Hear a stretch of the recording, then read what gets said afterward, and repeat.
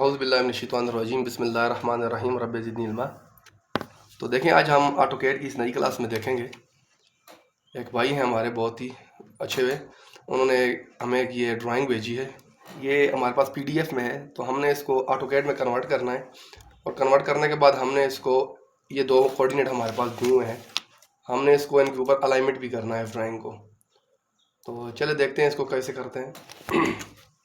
तो सबसे पहले हम अपना ऑटोकैड जो है इसको ओपन कर लेते हैं। मैं जो वर्जन यूज़ कर रहा हूँ ऑटोकैड की वो 2022 कर रहा हूँ।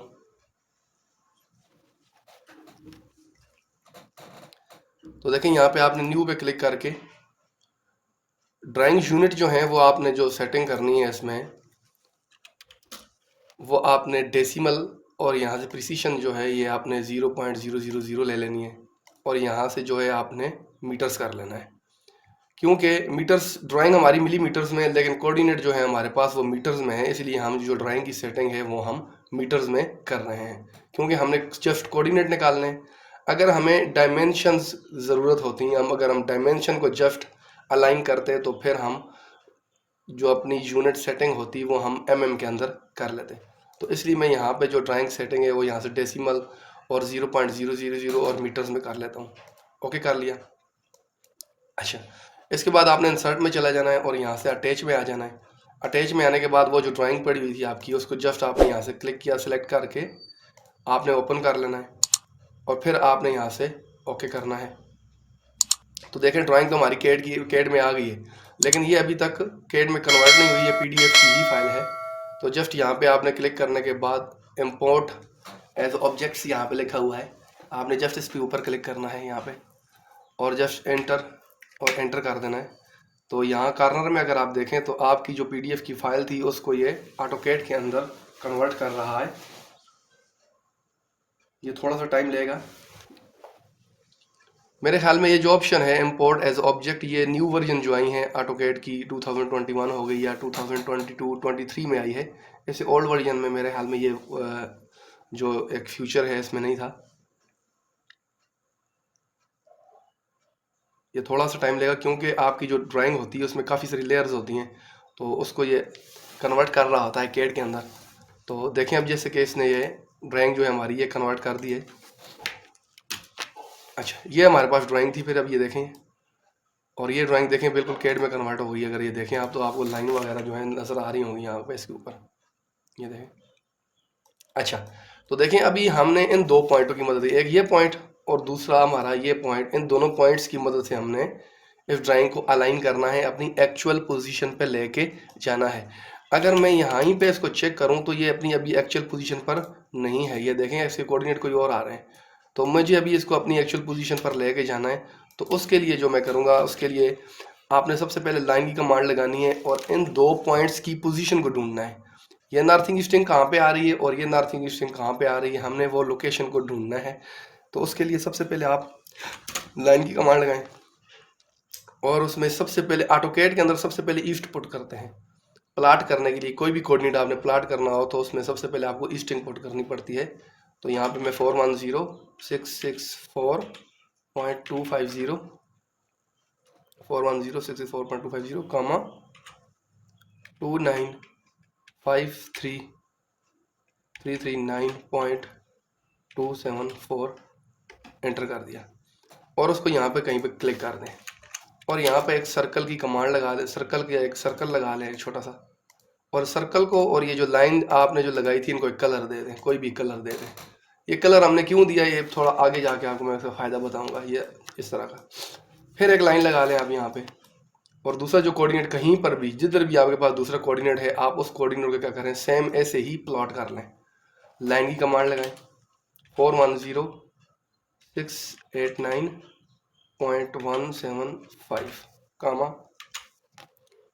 2953,336.358 और एंटर करें और उसको भी यहाँ पे क्लिक करके उसको भी एक कलर दे दें। आप यहाँ पे एक सर्कल लगा लें और जस्ट इन दोनों को एक कलर दे दें। अगर कलर नहीं भी दें तो चले, उनका रेड कलर हो गया और इनका वाइट हो गया, सिंपल सा है। अगर कलर नहीं भी दें तो अच्छा, अब आप इस ड्राइंग को सिलेक्ट करें, लाइनों को सिलेक्ट नहीं करना, ठीक है।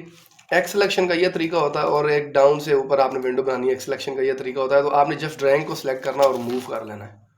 ठीक है जी, मूव करें, और जहाँ पे देखें ये पॉइंट लाइनें स्टार्ट हुई हैं ना, इस ड्राइंग को वहाँ पे लेके जाएं आप, मूव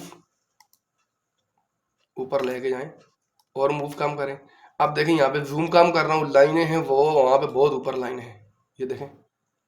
अब लाइनें यहाँ से स्टार्ट हुई हैं, ड्राइंग मेरी अब मुझे नज़र नहीं आ रही, तो मैं लगाऊंगा, देखें मूव एम, मूव की कमांड, और प्रीवियस, पी फॉर प्रीवियस, यानी जो मैंने लास्ट टाइम में चीज़ को मूव किया तो उसी को मूव करें।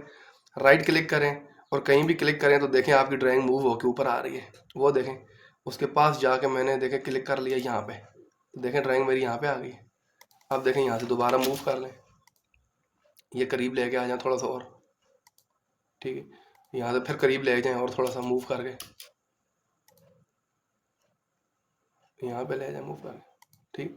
तो देखें ये जो मैंने रेड लाइन लगाई थी अभी मुझे, यानी यहाँ से लाइनें जब प्लाट हो जाती हैं तो दो वाइट लाइनें होती हैं, हमको समझ नहीं आ रही थी कभी कभी, क्योंकि लाइनें ऊपर नीचे भी प्लाट हो जाती हैं, तो हमको समझ नहीं आ रही होती कि यार इस कोऑर्डिनेट वाली लाइन कौन सी है, ये वाली है या ये वाली है।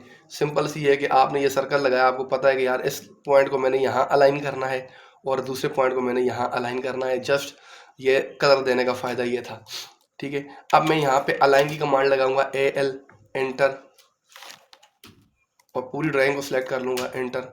और उसके बाद अच्छा देखिए कभी कभी ड्राइंग काम नहीं कर रही थी तो इसको रिफ्रेश करते रहा करें, रीजनरेट, RE कमांड है इसकी रीजनरेट करने की।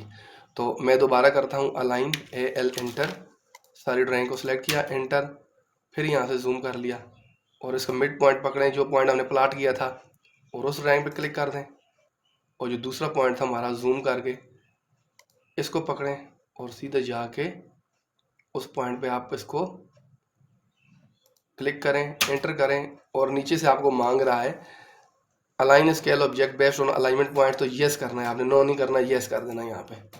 तो अब देखें क्या हुआ है कि देखें वही पॉइंट आपका फिक्स यहाँ पे आ गई है, ड्राइंग आपकी उसी पॉइंट के ऊपर आ गई, देखें। और यहाँ पर वो ड्राइंग जो थी आपका दूसरा पॉइंट जो था एग्जैक्ट इसके ऊपर आ गया है। अब ये जो दो लाइनें थी आपकी, आप बेशक इनको यहाँ से रिमूव कर दें और आप जो है इनके कोऑर्डिनेट चेक कर लें कि कोऑर्डिनेट आया सही आ रहे हैं कि नहीं आ रहे हैं। तो देखें 2995333.274 और 410664.250 एग्जैक्ट वही आ रहा है कोऑर्डिनेट। और यहाँ पर भी अगर मैं चेक करूँ तो देखें पॉइंट के बाद 175 और 358 एग्जैक्ट सही आ रहा है। और अगर डायमेंशन को चेक करना चाहें कि यहाँ से यहाँ तक डायमेंशन ठीक आई है या नहीं आई है, तो हम एक दफ़ा उनको भी चेक कर लेते हैं। यहाँ से यहाँ तक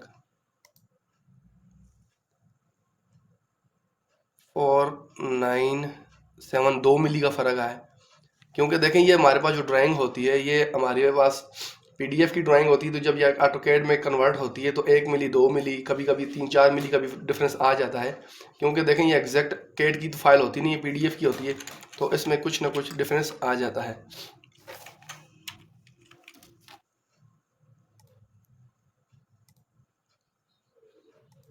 यहाँ पर देखें अभी 5 मिली का डिफरेंस है यहाँ के ऊपर, लेकिन कोऑर्डिनेट हमारे एग्जैक्ट उसी पोजीशन में आ गए हैं, क्योंकि ये ड्राइंग जो थी ये ड्राइंग अगर डायरेक्ट ऑटोकैड की ही ड्राइंग होती तो कोई मसला नहीं था। ये ऑटोकैड के बाद प्रिंट होके ये इमेज की ड्राइंग थी, ये एक इमेज थी हमारे पास, यहाँ पे इसके लोगो वगैरह भी लगे हुए थे, तो ये इमेज थी। उस इमेज को जो है हमने PDF की इमेज को जो है हमने कैड में कन्वर्ट किया है।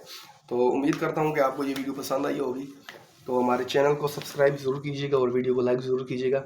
जज़ाकल्लाह खैर, फ़ी अमान अल्लाह।